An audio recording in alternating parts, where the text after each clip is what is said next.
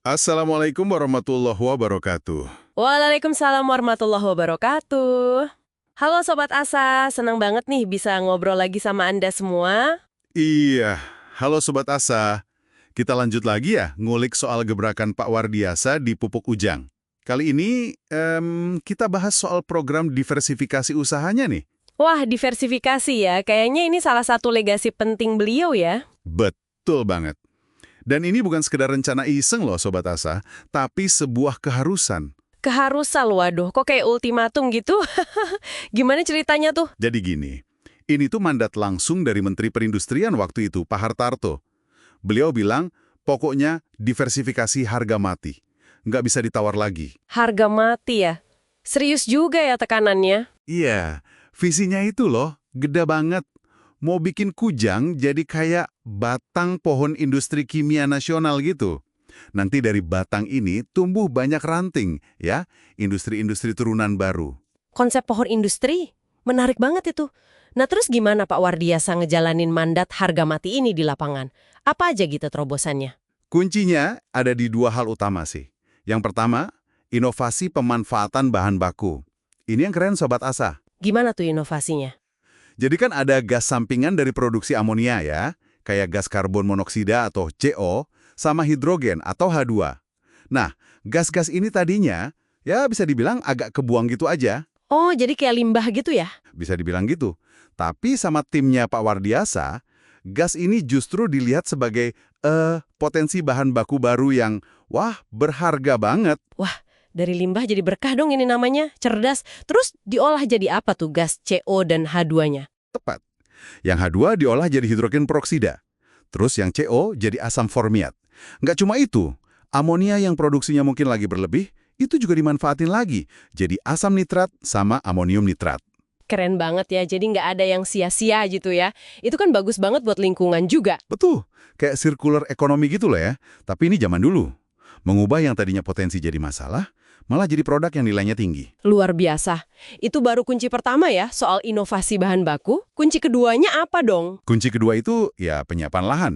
Mau bikin pabrik kan butuh tempat, ya kan? Iya juga ya. Lahan awal Kujang itu cuma sekitar 250 hektar. Nah, Pak Wardiasa ini bentuk tim khusus, dipimpin sama Insinyur Salmon Mustafa. Terus?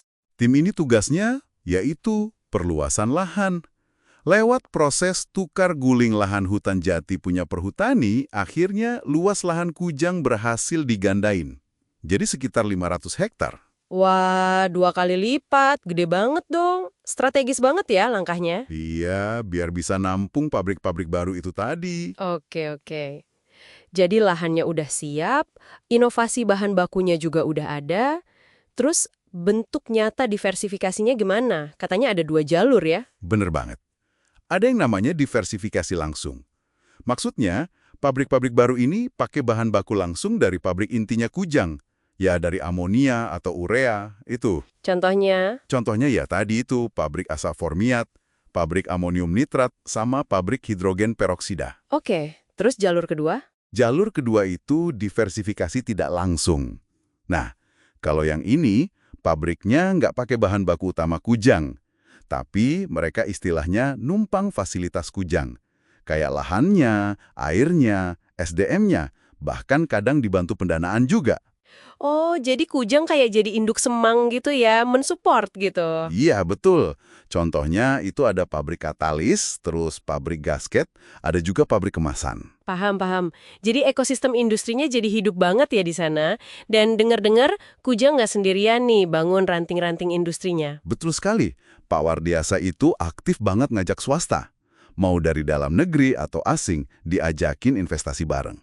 Sampai tahun 1991, itu ada sekitar 10 perusahaan patungan loh yang berdiri di kawasan industri Kujang. 10 perusahaan. Banyak juga ya. Ada yang paling menonjol nggak? Ada dong. Yang paling sering disebut-sebut itu PT Sintas Kurama Perdana. Aha, ini yang bikin asam formiat itu kan? Yang katanya pertama di Asia Tenggara. Nah, itu dia. Betul banget.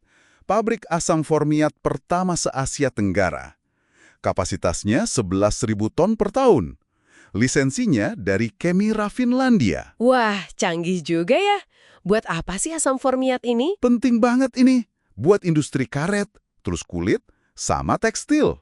Saking penting dan strategisnya, peresmiannya aja langsung sama Presiden Soeharto waktu itu, tahun 1988. Sekaligus menandai ekspor perdana lagi. Mantap. Bukti nyata kontribusi Kujang buat negara ya. Jalan-jalan ke Cikampek, lihat pabrik berdiri megah, Sintas Kurama sukses ekspor, bikin Indonesia bangga. Haha, cakep pantunnya. Bisa aja nih. Iya, itu bukti konkret banget. Serap tenaga kerja juga lumayan, sekitar 140 orang. Penjualannya aja sampai 8,5 juta dolar AS waktu itu. Keren. Selain Sintas yang fenomenal itu, ada contoh sukses lain nggak dari diversifikasi ini? Mungkin di industri pendukungnya? Ada. Misalnya PT Kunisial Nusantara. Mereka bikin gasket. Gasket. Itu yang buat mesin-mesin gitu ya? Ya, buat otomotif, petrokimia, perkapalan, macam-macam. Mungkin kedengarannya sepele ya, tapi ini penting banget loh. Kunisial ini nggak cuma buat pasar dalam negeri, tapi sukses ekspor juga. Ekspor kemana aja? Ke Singapura, Thailand, Taiwan, bahkan sampai Jepang. Nilai penjualannya juga lumayan, sekitar 5 juta dolar AS. Terus ada juga pabrik kemasan, PT Megayaku Kemasan Perdana, sama pabrik hidrogen peroksida, PT Peroksida Indonesia Pratama. Semuanya bagian dari pohon industri Kujang itu. Wah, beneran tumbuh subur ya pohon industrinya. Tapi saya dengar ada cerita unik juga nih soal pabrik patungan Kujang yang lokasinya di Gresik. Yang katanya ada hubungannya sama nuklir, bener gak sih? Iya bener Sobat Rasa. Dengar dari mana nih? Itu pabrik pemurnian asam fosfat, patungan antara Kujang sama Petrokimia Gresik. Nah, produk sampingannya itu menghasilkan yellow cake. Yellow cake, yang ada uraniumnya itu. Iya, betul. Kadar uraniumnya lumayan tinggi. Rencananya sih waktu itu memang buat mendukung program PLTN, pembangkit listrik tenaga nuklir. Tapi, ya gitu. Kenapa? Program PLTN-nya kan akhirnya dibatalin sama pemerintah, jadi ya pabriknya ikut ditutup juga akhirnya. Wah, sayang banget ya. Padahal udah dibangun. Selain itu, ada nggak sih rencana-rencana besar lain di era Pak Wardiasa yang belum sempat kejadian? Ada beberapa sih. Proyek-proyek gede juga. Misalnya, rencana bangun pabrik nitroselulosa, terus pabrik steren butadiene rubber atau SBR, itu buat bahan baku ban. Sama ada juga proyek Kujang 2, ini buat pabrik urea baru. Terus kenapa batal? Ya, macam-macam faktornya. Termasuk ada investor yang mundur. Jadi, ya belum terrealisasi aja di masa kepemimpinan beliau. Namanya juga bisnis skala besar kan, dinamikanya tinggi. Iya sih, bener juga. Tapi tetap aja ya Sobat Asa, kalau kita lihat lagi, ini sebuah transformasi yang luar biasa banget. Kujang di era Pak Wardiasa itu berani banget keluar dari zona nyaman pupuk, terus merambah kemana-mana di industri kimia. Memang, semangat buat bangun pohon industri sama kemandirian industri nasionalnya itu kerasa banget. Meskipun nggak semua ranting berhasil tumbuh sempurna ya, tapi fondasi yang diletakkan itu kuat banget. Visinya itu loh, jauh ke depan. Betul, betul. Nah, Sobat Asa, ngelihat semangat Pak Wardiasa ini, jadi kepikiran ya, kira-kira pelajaran apa sih yang bisa kita ambil buat inovasi industri kita sekarang? Terutama buat hadapi tantangan zaman yang berubah terus ini. Nah, itu pertanyaan bagus tuh, buat direnungkan bareng-bareng. Oke deh Sobat Asa, kayaknya obrolan seru kita soal diversifikasi pupuk Kujang era Pak Wardiasa ini mesti kita cukupkan dulu sampai di sini ya. Ya, pohon industrinya udah kita tengok, nih buah-buahnya. Betul. Jangan kemana-mana ya Sobat Asa, tetap stay tune. Kami pasti bakal balik lagi dengan topik-topik lain yang gak kalah unik dan menarik pastinya.